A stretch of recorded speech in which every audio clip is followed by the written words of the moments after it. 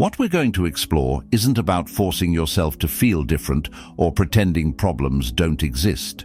It's not about faking positivity or fighting every bad thought you have. The real way to stop being affected by things or people goes much deeper than that. Most people miss it because they look for solutions outside themselves, not realizing that true change can only come from within. Have you ever noticed how some people stay calm no matter what happens? They handle crises and uncertainties without falling apart, while others seem to be on the edge, overwhelmed by even small problems. You might wonder if it's just luck or personality, or if there's some secret to mastering their emotions. The mistake many people make is thinking life just happens to us, and our emotions are just a natural response to events. But that's not the case. Everything we feel and experience is shaped by how we see the world, our long-held beliefs and emotions we haven't managed to control. It's like wearing colored glasses that tint everything we see. If these glasses are clouded by fear, resentment, or guilt, then the world seems to mirror those feelings, not because life is unfair, but because we can't see beyond our own internal filters. Today, we delve deep into the ancient wisdom of Stoicism, which teaches us not just to survive, but to thrive by transforming our internal landscapes. This philosophy doesn't just offer cold comfort or simple platitudes. It provides a robust framework for personal development that stood the test of centuries. As we explore these transformative principles, I invite you to join me on this journey.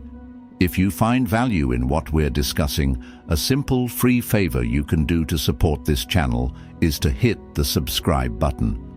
And I encourage you not to skip any part of this video, as every segment builds on the last to offer you a comprehensive guide to mastering your internal world.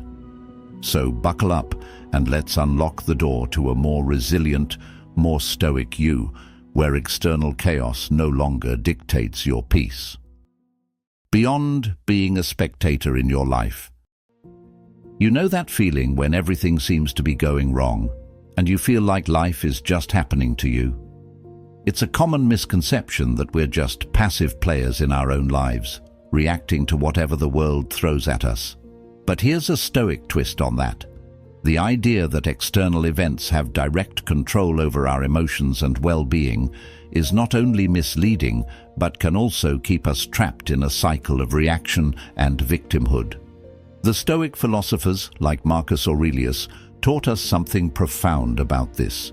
He said, "You have power over your mind, not outside events. Realize this, and you will find strength." What he meant was that our interpretation of events, not the events themselves, determines our feelings and reactions. This concept is echoed in modern psychology, where Carl Jung pointed out, "It is not what happens to us that affects our behavior, but our response to what happens." This misconception that life is something that just happens to us can lead us to feel helpless and out of control. It's easy to believe that our happiness is in the hands of fate, other people, or the randomness of the universe. But, in reality, every moment offers a choice, how to interpret and respond to different circumstances. When you start seeing life this way, you recognize that you are not just a leaf blown around by the wind of fate, but a person with the agency to choose your path.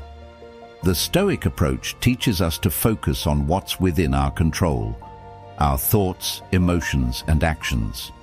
This doesn't mean ignoring the reality of external events, but rather shifting our focus from what happens to us to how we engage with it. It's about moving from a mindset of "things are happening to me" to "I choose how I integrate this into my life." This shift is powerful. It moves you from victimhood to empowerment, from reaction to action. Shaping your own reality. Let's dive into something that might shake up the way you view the world. You are the creator of your reality. Now, this isn't about bending spoons with your mind or anything supernatural. It's about understanding how deeply your personal perceptions shape your experience of life. It's the stuff that the Stoics were all about, and it's been backed up by plenty of modern psychology.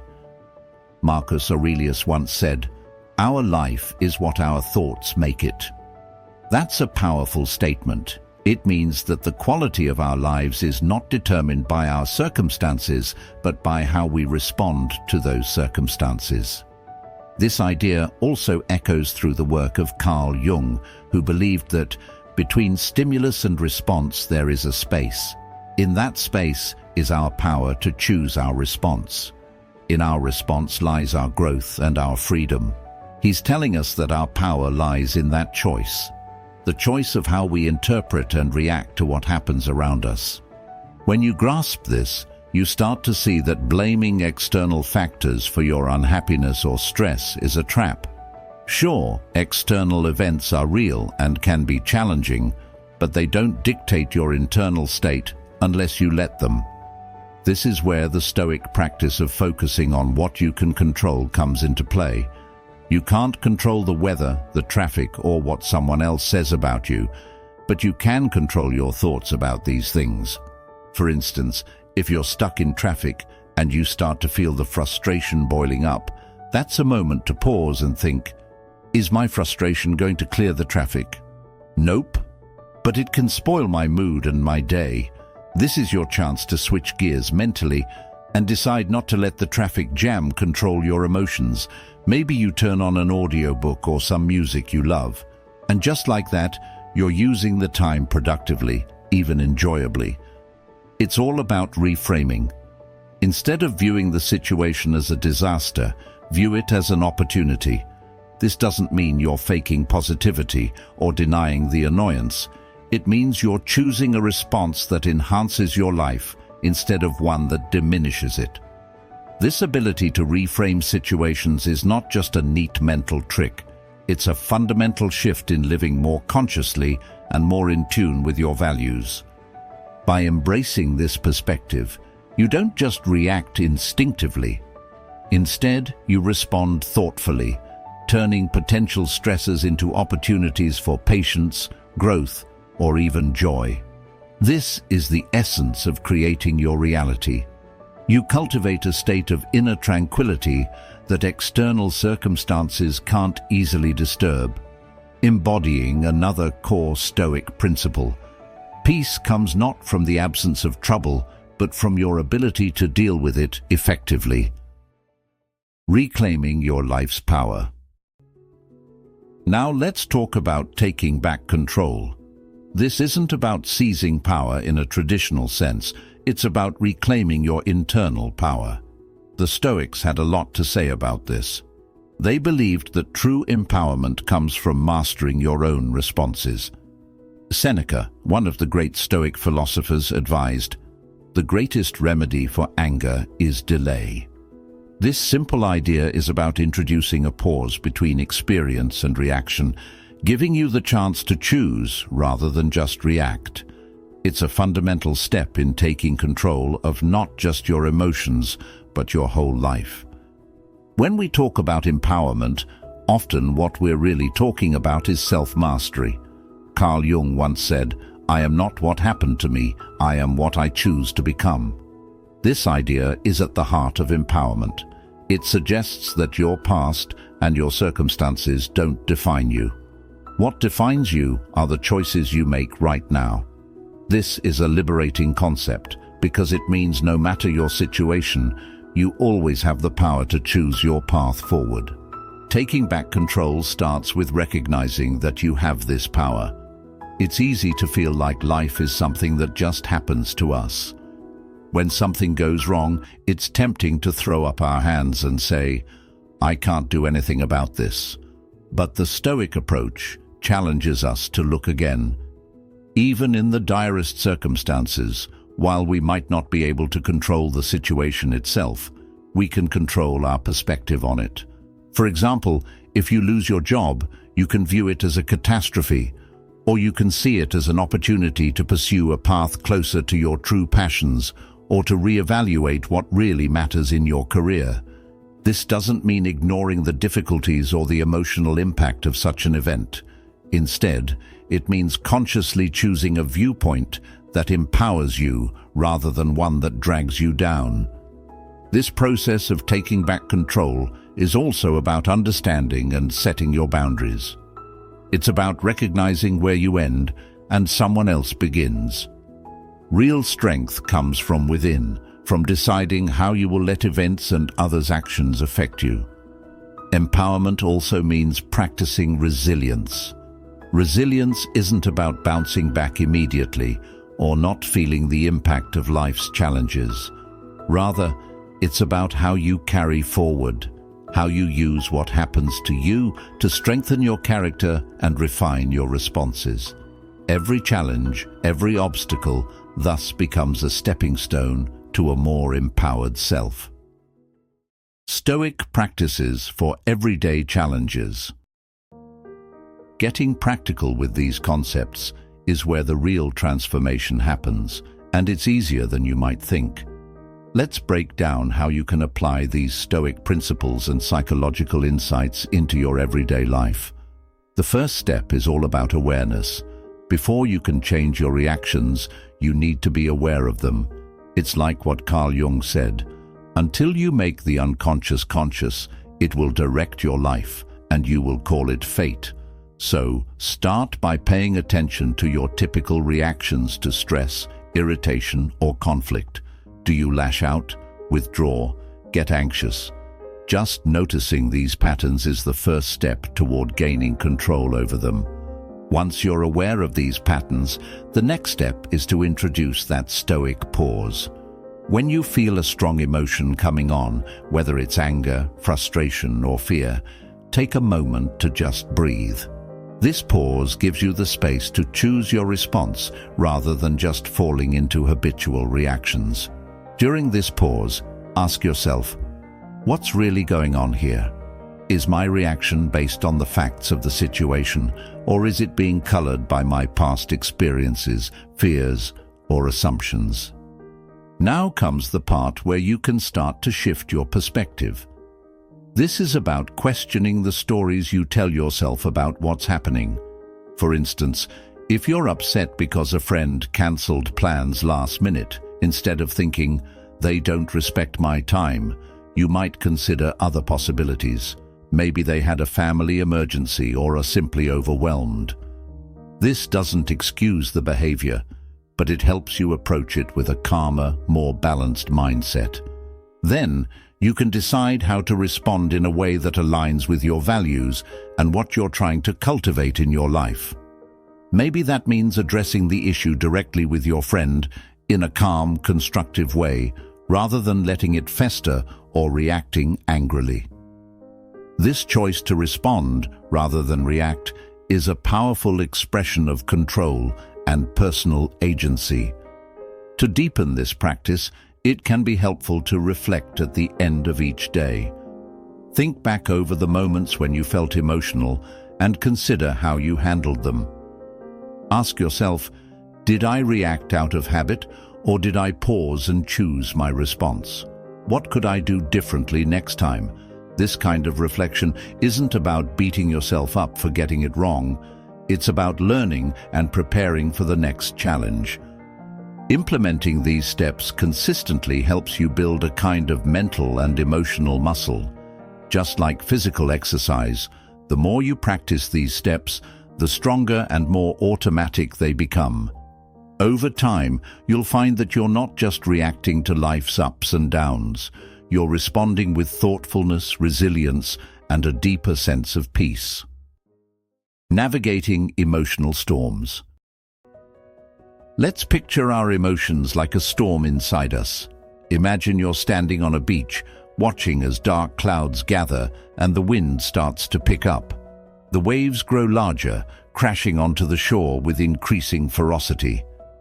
This storm isn't just a weather event. It represents the turbulent emotions we often experience: anger, fear, sadness. Like a physical storm, these emotions can seem overwhelming, powerful, and uncontrollable. The Stoics, however, give us a valuable tool for dealing with our internal storms. They teach us about the power of perception, how the things we cannot control shouldn't be allowed to disturb our inner peace. Imagine now that you have a shelter on this beach, a place where you can observe the storm safely from a distance. From this shelter, the storm is still powerful, but it can't touch you. You're protected, not because you stopped the storm, but because you changed your position relative to it. This is what it's like when we step back from our emotions. We can observe them, acknowledge their power, but not let them sweep us away. Carl Jung also touched on this when he discussed the importance of stepping back to observe our own psyche. One does not become enlightened by imagining figures of light, but by making the darkness conscious. This means that enlightenment, or inner peace, doesn't come from ignoring our darker emotions, but rather from understanding them, acknowledging them, and integrating them into our whole self without letting them dominate us.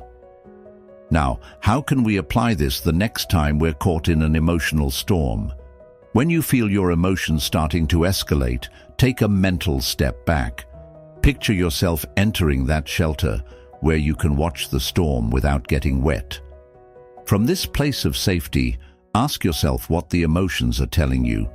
What triggered them? Are they a proportionate response to the situation, or are they intensified by past hurts or fears? By using this visual imagery of a storm, we not only understand our emotions better, but also empower ourselves to deal with them more effectively. We acknowledge that while we can't control when or how our emotional storms hit, we can control how we respond to them. We can choose to watch from our shelter, learning from the storm, but not getting lost in it. This shift doesn't happen overnight. Like any skill, it requires practice. But each time we choose to observe rather than react, we strengthen our ability to maintain calm in any storm. This is the true resilience and freedom that Stoicism offers, a peace that depends not on external conditions, but on our internal strength. From reaction to creation. Transformation is all about changing the narrative, shifting the stories we tell ourselves about who we are and how the world works. This isn't about denying reality or pretending that problems don't exist. It's about reframing our experiences in a way that empowers us rather than diminishes us. Let's consider how Stoicism approaches this concept. The Stoics teach us that while we may not have control over external events, we have complete control over how we interpret them. Epictetus, a Stoic philosopher, famously said, "It's not what happens to you, but how you react to it that matters." This is the cornerstone of transforming your narrative. It's about seeing challenges not as obstacles, but as opportunities for growth and learning. Carl Jung also offers a profound insight into the transformative power of changing our narrative. He suggested, the meeting of two personalities is like the contact of two chemical substances. If there is any reaction, both are transformed. In this sense, every interaction and experience gives us a chance to rewrite our story. When we encounter a challenge, we can ask ourselves, what can this teach me? Instead of, why is this happening to me? This shift in questioning is powerful. It changes the narrative from one of victimhood to one of agency and growth. Think about a time when you faced a significant setback. Maybe you lost a job or a relationship ended. In those moments, it's easy to let a narrative of failure take hold. But what if you rewrote that story? What if, instead of seeing it as a failure, you viewed it as a pivotal moment that set you on a new, perhaps more fulfilling path? This isn't just about positive thinking. It's about actively choosing a narrative that aligns with your values and aspirations. Moreover, changing your narrative often involves confronting and rewriting deeply ingrained beliefs about yourself. Jung also spoke about the shadows of our personality, the parts of ourselves that we deny or ignore. He argued that acknowledging and integrating these shadows is essential for transformation. This process, known as shadow work, involves facing the parts of ourselves we're not proud of or are scared of. By doing so, we can change the narrative from one where we are controlled by our hidden fears and impulses to one where we are aware and in control of them. To practice this, start by observing your reactions to difficult situations and the stories you tell yourself about them. Are these stories helping you grow, or are they holding you back? Are they based on old patterns or current realities? As you become more aware of these narratives, you can start to actively rewrite them. For example, instead of thinking, "I always mess things up," you could tell yourself, "I sometimes make mistakes, but I always learn from them." This small shift can dramatically change how you feel and act in your life. As we wrap up today's discussion, remember that a new reality awaits you, a reality where you are not buffeted by external events, but where you navigate through them with grace and wisdom. This isn't just an ideal, it's a tangible state of being that you can achieve through the Stoic practice of self-awareness, self-control, and the courage to confront your inner landscape. Remember, as the Stoics believed, the only real possession you truly have is your internal state. Everything else can change at a moment's notice. Carl Jung similarly pointed us towards the vast realms of our inner selves, where all transformation begins. He famously said, "What you resist not only persists, but will grow in size." This is a call to face our challenges, not with resistance, but with openness and a willingness to grow. By changing how you perceive and interact with the world, you don't just change your reality, you transform it. So, step boldly into this new reality. Let the insights from today soak in and start applying them. Experiment with your responses, play with your perceptions, and observe how much control you actually have over your experiences. It's an empowering and enlightening journey that not only changes how you interact with the world, but fundamentally alters what you attract into your life. Thanks for spending this time with me today. I encourage you to carry these thoughts with you, to let them percolate through your day-to-day life. And as you do, watch as your new reality begins to unfold, one where you are the master of your own inner state, capable of weathering any storm with tranquility and strength. Your new reality awaits, and it's one of peace, empowerment, and profound transformation.